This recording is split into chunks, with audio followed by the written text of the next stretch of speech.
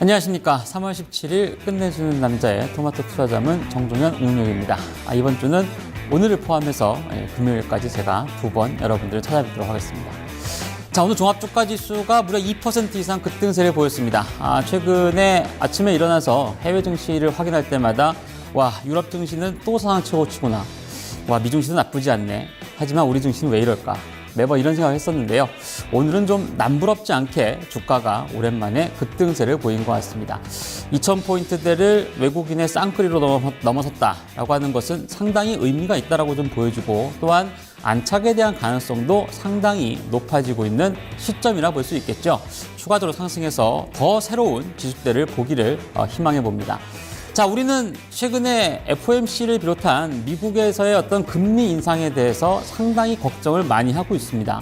그도 그럴 것이 자금의 이탈 가능성이라든가, 그렇게 되면 우리나라도 조만간 금리를 인상해서 유동성이 줄지 않을까, 여러 가지 우려를 하고 있습니다.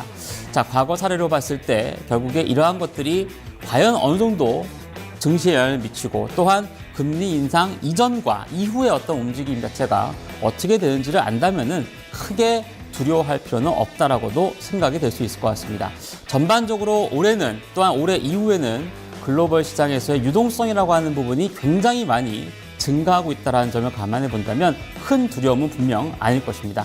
이 시간을 통해서 미국의 금리와 관련되어 있는 부분을 조금 더 꼼꼼히 알아보도록 하겠습니다.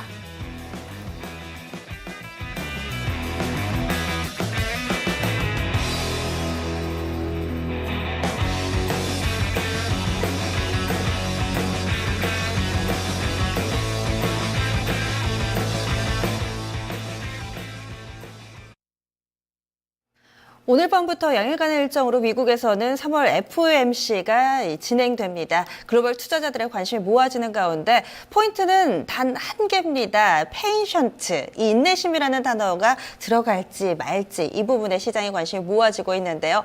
인내심이 필요한 건 연준만이 아닌 것 같습니다. 시장을 바라보는 투자자들에게도 인내심은 필요하겠죠. 아무래도 FOMC가 끝나고 19일 우리 증시에 반영되기 전까지는 좀 인내심 이런 부분을 가지고 시장을 바라봐야 되지 않을까 싶습니다.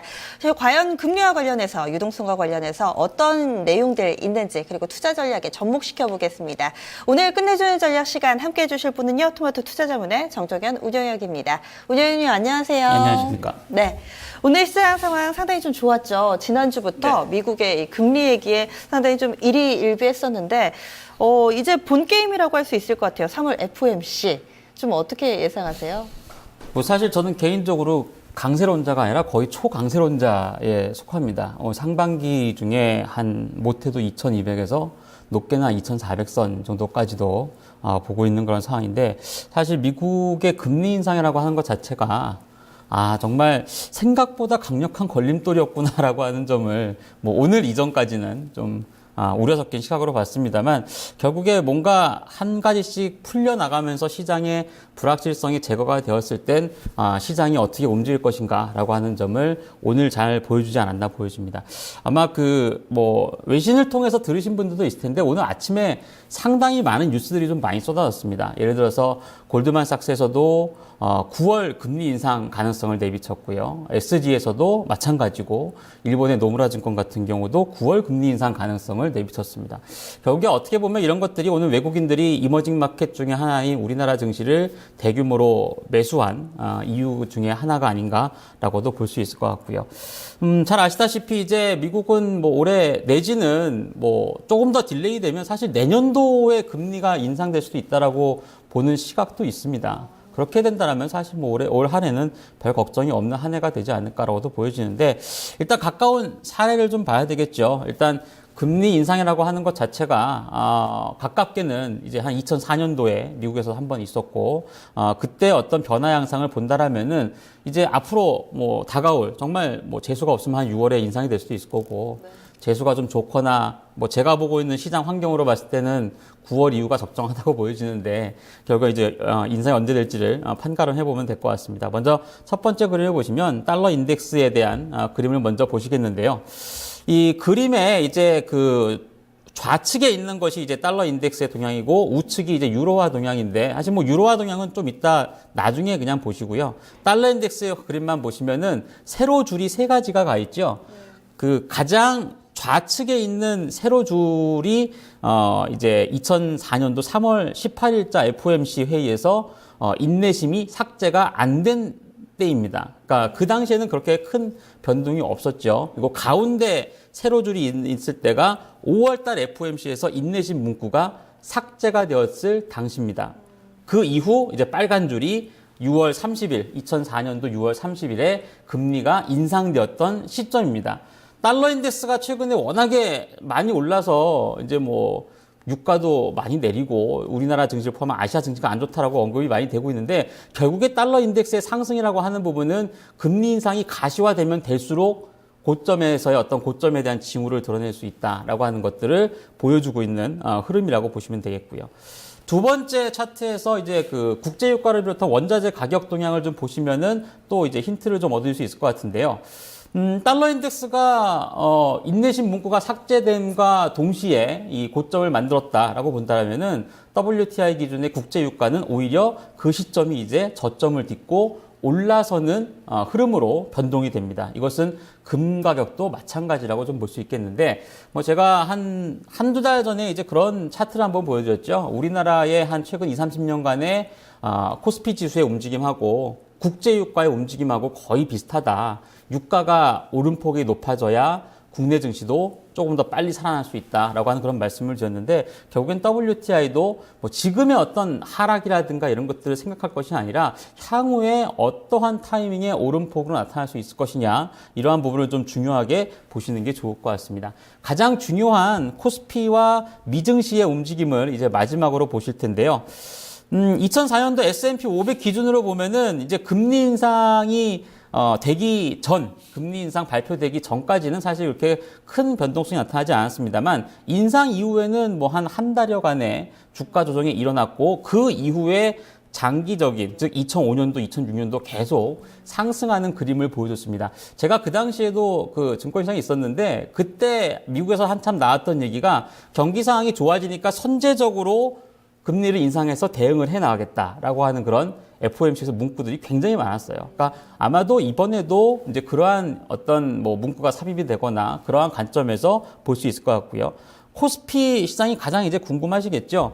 이제 코스피 시장을 보면은 인내심 문구가 삭제가 되는 타이밍에서 시장이 상당히 좀 많이 하락세를 보였습니다. 이제 금리 인상에 대한 부분을 많이 선반영을 했다라고 좀 볼 수 있겠고, 오히려 이제 인상 이후에는 전체적으로 시장이 꾸준하게 올랐고, 이제 미증시도 말씀드렸습니다만, 우리나라는 2005년도 이후에 2007년도까지는 중국의 경기 성장과 함께 코스피 지수로 보면은 한 100% 정도가 올랐습니다. 그러니까 아주 장기적인 상승세를 그려나왔던 흐름이 있기 때문에 당장에 지금은 이제 미국의 금리 인상에 대해서 이제 앞으로 자금 시장이 안 좋아질 거고 막 자금이 빠져나가고 이런 우려가 있긴 하지만 사실상 과거 사례로 보게 된다라면은 그것에 어떤 단기적인 우려가 있긴 하겠지만 조금 더 길게 봤을 때는 큰 우려가 그렇게 많지는 않다라고도 정리를 해볼 수 있을 것 같습니다. 네. 네. 자, 글로벌하게 이제 유동성이 이제 풍부하다 이런 부분 말씀해 주셨고요. 실적은 좀 어떤가요? 전체적으로 다 컨센서스가 좋게 나오고 있나요? 우리나라로 말씀. 글로벌하게 실적도 다 좋아지는 걸로 나오고 있나요? 글쎄요. 일단 제가 글로벌 시장에서 각 업종의 실적이라든가 이런 것을 따져보지는 않았는데 그 단적으로 한 가지 예를 들 수 있는 것이 지금 이제 전 세계 국가 중에서 글로벌 시장에 증시의 어떤 고점을 높여나가는 국가가 몇 군데 있잖아요. 그러니까 유로존 같은 경우는 가장 잘 오르는 종목이 좀 자동차예요. 폭스바겐. 그리고 일본 같은 경우는 물론 일본도 좋긴 하지만 일본은 도요타. 그리고 중국 같은 경우도 제조업체가 상당히 최근에 주가가 굉장히 좋아요. 그러니까 물론 산업체육관 아니지만 그렇게 본다라면은 아무래도 이제 저유가라고 하는 부분 자체에 가장 큰 이득을 본 게 한 나라 중에 하나가 중국이라고 저는 판단하거든요. 그러니까 중국 같은 경우도 일단 영업 마진율 자체가 굉장히 좋아질 수 있다라는 점이라든가 글로벌 제조업체군들이 대부분 이러한 어떤 그 원재료의 어떤 가격 하락 그리고 거기서 얻을 수 있는 마진율의 확대에 대해서 실적이 좀 많이 좋아지고 있지 않나 보고 있습니다. 알겠습니다. 자, 그럼 이제 국내 수급 한번 좀 따져보면 좋겠는데요. 지금 1900선 후반하고 이제 2000선만 오르면 항상 이제 좀 뭐 한 1000억대, 많게는 한 2000억대까지도 유출이 됐었는데, 이 펀드 수급은 좀 어떻게 이번에 좀 전망하세요? 일단 뭐 만기 이전에 그 금융투자권 중심에서 매물이 굉장히 많았잖아요. 사실 뭐 저는 그거 보면서 막 속으로 좀 뭐 이런 표현이 맞나 모르겠습니다만 정말 짜증이 막 뭉쳐 올라왔습니다. 왜냐하면 야 이것만 아니었으면 정말 외국인 매수에 등이 없고 한참 올라갈 텐데 이런 생각 좀 많이 했습니다만 당시에 이제 그런 분석이 좀 많이 있었어요. 그러니까 뭐 그 주가 연계 상품과 관련되어 있는 뭐 매물이다 뭐 이런 그 뭔가 분석적인 내용이어서 제가 자세하게 기억을 해서 말씀드리진 못하겠는데 그러한 물량이었다라고 하는 얘기들이 많이 있었는데 실제로 이제 이번에 2000% 돌파하면서 안 나오는 거 보니까 아 그러면 그게 만기 전에 정말 다 소진이 되었구나 라고 좀 해석을 해볼 수 있을 것 같습니다. 그래서 오늘 투신권이 사실 뭐 한 1000억 가까이 매도를 하긴 했지만 과거 몇 년간에 있어서 2000선 부근에서의 매물의 어떤 규모로 봤을 때는 사실 그렇게 크지 않았다라고 좀 볼 수 있겠고 뭐 외국인들의 어떤 그 대규모 매수 유입이라든가 사실 이것이 그 과연 이제 지난달에는 사실 유럽계 자금이 굉장히 많이 들어왔잖아요. 국내 시장에. 뭐 미국계 자금은 거의 없었는데 뭐 일단 오늘의 대규모 순매수가 단기적인 방향성을 좀 좌우해 줄 수 있을 만큼의 강력한 매수라고 본다라면은 결국엔 유럽계뿐만 아니라 미국계 자금들도 뭐 상당히 좀 들어오지 않았나라고도 볼 수 있을 것 같습니다. 그러면 이제 전체적으로 국내 수급도 좀 안정된다고 보시는 거죠? 네. 오늘 뭐 상호펀드 쪽과 같이 좀 뭔가 기회를 엿보고 그 진입을 하는 쪽도 많이 좀 들어왔고 외국인들의 어떤 그 오늘 선물 시장에 그 매수가 만기하기 넘어섰는데 신규 매수 대부분 다 신규 매수라는 점을 감안해 본다면 앞으로 시장에서는 뭐 선물이 한자 그대로 이제 먼저 매수 진입을 한 것이고 추가로 이제 현물에 대한 매수가 이어진다라고 본다라면은 뭐 당분간은 외국인들의 방향성은 상당히 좀 긍정적으로 보이지 않나 보여집니다. 네. 그러면 2000선을 넘으면 늘상 우리를 괴롭히던 펀드 환매 물량이라든지 이 부분이 이번에는 좀 다르게 작용을 할 것이다. 크게 좀 부담되지 않을 것이다라는 결론이신 거죠? 4년간 많이 부담을 느꼈으니까 이제 슬슬 좀 벗어날 때 되지 않나 보여지는데요. 네. 사실 이제 뭐 그 제가 지난주 이제 금요일 날 이 방송 못하고 그 지지난주에 그런 말씀 드렸잖아요. 그때 당시에 제가 기억하기로는 2010 몇 포인트에서 종가가 나왔던 걸로 기억하는데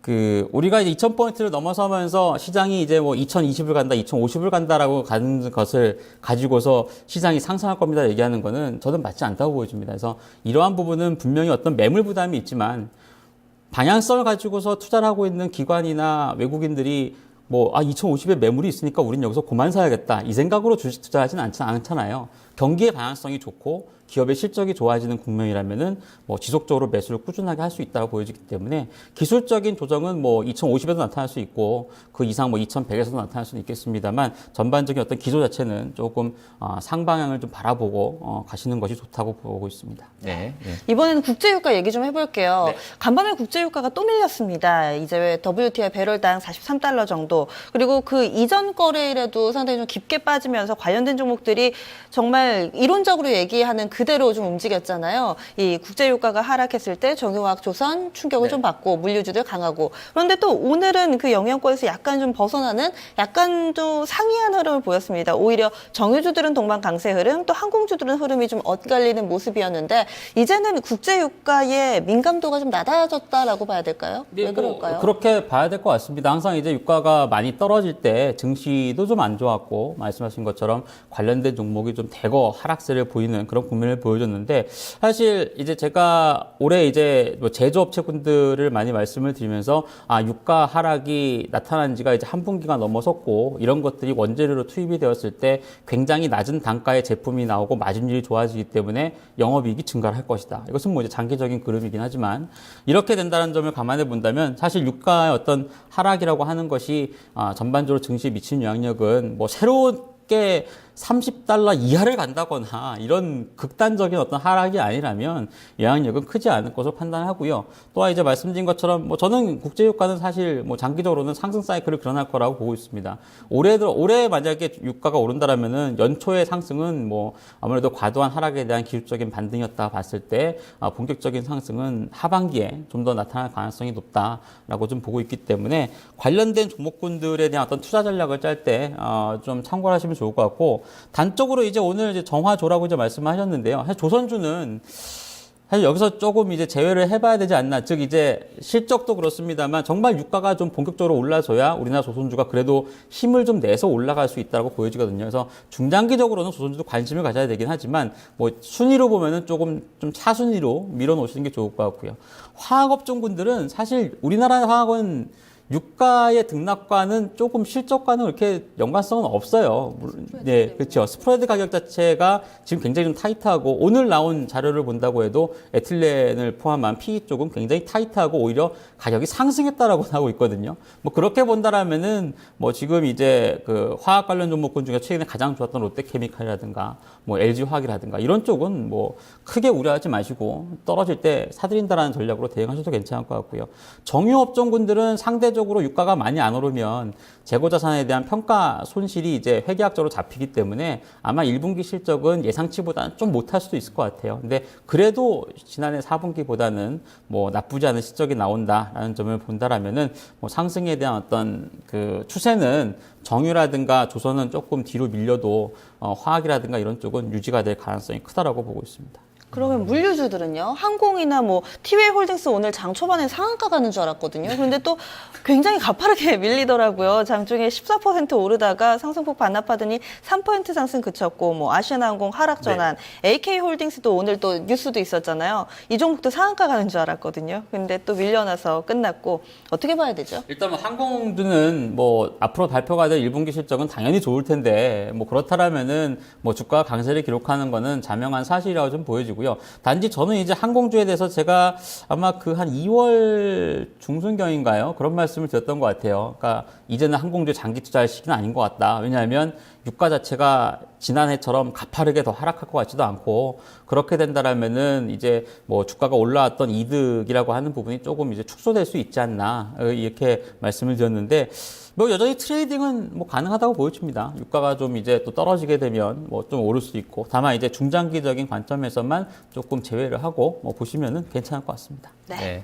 자, 그럼 내일장 전망해 보겠습니다. 일단 그 내일은 여전히 좀 FOMC 영향권에 있다고 봐야 될까요? 뭐 양 지수 코스닥은 잘 안 보시니까 그래도 코스닥이 오늘 약간 좀 소외가 됐는데 먼저 코스닥을 잠깐 좀 멘트를 뭐 이런 네. 상황이면은 코스닥이 소외를 받을래 안 받을래요? 안 받을 수가 없겠죠. 그러니까 뭐 내일 또 역전이 일어나지도 않을까요? 하루 그럴 만에 수도 또 있을 것 같습니다. 예, 근데 예. 예를 주거니 들어서 받거니 하면서 올해에 이렇게, 그러니까 예. 코스닥 시장이 지난해까지만 해도 아 여기서 꺾여야 될 타이밍인데 생각을 했다가 잠깐 뭐 한숨 쉬었다가 다시 이제 뭐 고가 돌파하는 그런 게 계속 이어지고 있는데 단적으로 이렇게 외국 생각하고 기관하고 하루에 한 6, 700억 팔아버리는데도 불구하고 잘 안 밀려요. 그러니까 예전 같았으면은 막 지수가 한 2%씩 빠지고 그랬어야 되는데 뭐 이런 것을 봤을 때는 뭐 아주 급한 하락 조정이 나오지는 않을 것 같아요. 단지 이렇게 2,000포인트 이상권역에서 유가증권 시장이 좀 선전을 하고 어떤 뭐 유동성이 어떤 수혜 외국인들 집중적인 매수 이렇게 된다라면은 당연히 시장의 어떤 분위기라든가 이런 것들은 그래도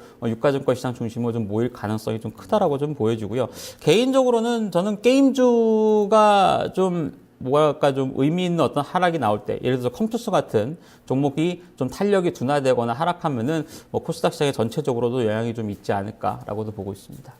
거래소는 그러면 좀 더 아까 말씀하신 대로 강세로 이어진다는 뭐 일단 견해시죠? 뭐 말씀하셨다시피 인내심이라는 문구가 삭제가 되어도 아마 옐런 의장의 그 성향 자체가 워낙에 저금리 기조의 어떤 비둘기파적인 그 성향을 갖고 있기 때문에 아주 뭐 강력한 어떤 의지를 드러내지는 않을 것 같아요. 뭐 그렇게 본다라면은 일단 뭐 FOMC 관련되어 있는 부분 자체의 우려는 아마도 좀 많이 희석되지 않았나. 또 오늘 주요 어떤 그 투자 회사들의 전망 자체가 뭐 하반기 내지는 4분기에 금리 인상 쪽으로 좀 기울고 있다라면은 아마도 이런 것들이 오늘 먼저 선제적으로 반영이 됐다 보여지기 때문에 수급 상황에 있어서 결국에 외국인들의 어떤 매수 기조가 유지가 되는 국면이면 당연히 현재 어떤 상승 기조는 뭐 쉬어간다고 해도 꾸준하게 이어질 가능성이 크다라고 좀 보고 있습니다. 네, 그리고 앞서서도 좀 한 줄로 이야기를 해주실 때 실적과 유동성이라고 해주셨는데 확실히 오늘 장에서 이 유동성 트로이카라고 불리죠. 이 건설, 증권, 은행주들 상당히 좀 세게 움직였습니다. 그럼 이제 전반적으로 유동성 장세라는 게 좀 확정이 되고 유동성 랠리를 보이면 이런 업종들의 강세 흐름도 좀 지속될 것이다. 이렇게 봐도 될까요? 뭐 일단 그 연초 1, 2월 달에 가장 주가가 많이 올랐던 업종 자체가 뭐 이제 건설이라든가 증권 뭐 우리나라 이제 또 이제 화학이라든가 정유 이런 게 많이 오르다 보니까 정말 유동성 장세가 왔구나. 뭐 저도 이제 그렇게 많이 말씀을 드리고 판단을 했는데 최근 이제 뭐 이번 주 초반, 지난주 주 후반에 주가 조정 보이면서 이들 종목이 푹 꺾이니까 유동성 장세 끝났습니다. 이제 실적 잠시입니다. 뭐 이렇게 좀 넘어가고 있는데 유동성 장세가 2달 하다가 만 경우는 거의 없습니다. 특히나 이제 지금 같은 경우는 국내 시장만의 어떤 유동성이 아니라 글로벌 시장에서의 경기 부양책에 대한 유동성이다라는 점을 감안해 본다면 사실 규모 자체가 이전보다는 굉장히 커질 수밖에 없는 것이고 뭐 이렇게 봤을 때 결국엔 아직은 유동성 장세가 지속이 될 가능성이 크다라고 볼 수 있을 것 같습니다. 문제는 이제 뭐 당연히 유동성도 좋고 실적도 좋은 쪽이 주가가 잘 오를 수 있다라고 좀 보여지는데 그러한 것이 결국에는 어떤 뭐 제가 올해 들어서 계속 말씀드리고 있지만 서프라이즈를 노릴 것이 아니라 올해 들어서 좀 턴어라운드가 될 수 있는 그런 쪽의 종목군들을 공략해 나간다라면은 뭐 큰 무리는 없을 것으로 보이고 있습니다. 네. 그러면은 한판 승부 네. 뛰어봐야죠. 내일장에서는 어느 쪽을 관심 있게 보세요? 업종으로 보면 이제 트로이카 관련주인 증권과 건설 업종군들은 사실 웬만하면 포트폴리오에서 빼지 마시고요. 한 종목은 꾸준하게 가져간다라고 하는 그런 전략으로서 대응을 해보시면 괜찮을 것 같습니다. 자동차는 제가 현대차를 말씀드리면서 한 최근 2주간 동안 꾸준하게 말씀을 드리고 있는데 그 이제 뭐 방송 모두에 말씀드린 것처럼 유로존에서 가장 좋은 것은 자동차의 폭스바겐이 시장을 주도하고 있다. 일본의 도요타가 주도하고 있다. 중국 같은 경우도 제조업체다. 공통점을 한번 찾아보시면 결국에는 자국의 환율 하락, 즉 환율의 상승에 대해서 수혜를 얻을 수 있는 쪽이 가장 좋다고 볼 수 있겠죠. 우리나라 같은 경우면은 이제 현대차와 삼성전자의 쌍두마차 볼 수 있겠는데 이 두 개만 오르면 사실 시장은 굉장히 재미가 없을 겁니다. 근데 오히려 이제 그 주변주들도 비교적 견조하게 잘 오르고 있다는 점을 감안해 보면 자동차 같은 경우는 당초 예상보다는 환율 효과가 나타나면서 실적이 괜찮아질 수 있겠구나라고 하는 의견들이 지속적으로 반영될 가능성이 크기 때문에 시장 상승이 어떻게 보면 좀 바로미터격으로 생각을 하셔도 뭐 저는 괜찮다고 보고 있고요. 증권과 건설은 뭐 여전히 보유 중이고 그리고 실적 턴어라운드가 될 수 있는 업종군들을 골라 나가시는 게 좋은데 이 뭐 실적 턴어라운드 되는지 어떻게 합니까? 이렇게 많이 말씀하실 거예요. 근데 뭐 이제 그 인터넷 경제신문이라든가 아니면 이제 HTS의 이제 뉴스란 보면은 뭐 오늘자 나온 리포트 중에 목표 주가 상향 조정된 거 많이 나오잖아요. 네. 그들 업종군에서 보시면은 지난주에 건설에서 GS건설의 목표 주가가 30% 정도 올랐거든요. 네. 그런 게 나왔고, 뭐 증권도 이제 키움증권이 지금 가장 주가도 좋고 선두주자인데 키움증권도 1분기 실적이 상향 조정된 게 제 기억에 한 2, 3주 됐어요. 나온 지. 뭐 이렇게 본다라면은 좋아지는 업종군들이 결국에는 유동성이 좋은 쪽과 연결이 될 수 있다는 점도 유념해서 보시면 좋을 것 같습니다. 네, 알겠습니다. 오늘 끝내주는 전략 여기서 마무리할게요. 고맙습니다. 감사합니다.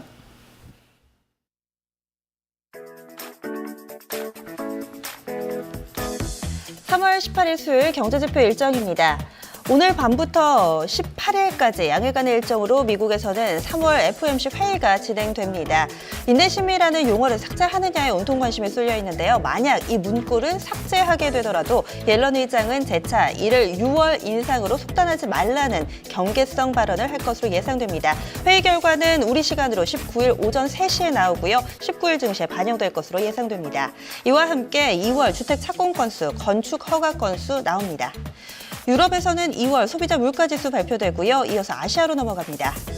내일 우리나라에서는 2월 실업률 발표됩니다. 일본에서는 2월 무역 수지 나오고요. 중국에서는 2월 주택가격 발표됩니다. 추가 상장 보겠습니다. 휴메딕스와 제넥시는 스톡옵션 물량 추가 상장했습니다. 경남제약, 키스톤글로벌, 코레는 전환사채 물량 추가 상장을, 휠라코리아, 솔브레인, ED, SKC, SH홀딩스는 신주유수권 행사 물량 추가 상장했습니다. 진양화학, 동국 SNC, 오스템임플란트, 넥센테크, 에이스하이텍이 주주총회를 엽니다. 네, 자, 글로벌 유동성 랠리 이어지고 있고 우리 증시도 연고점 경신했습니다. 추가 상승 기대해 보겠습니다. 시청해 주신 여러분 고맙습니다.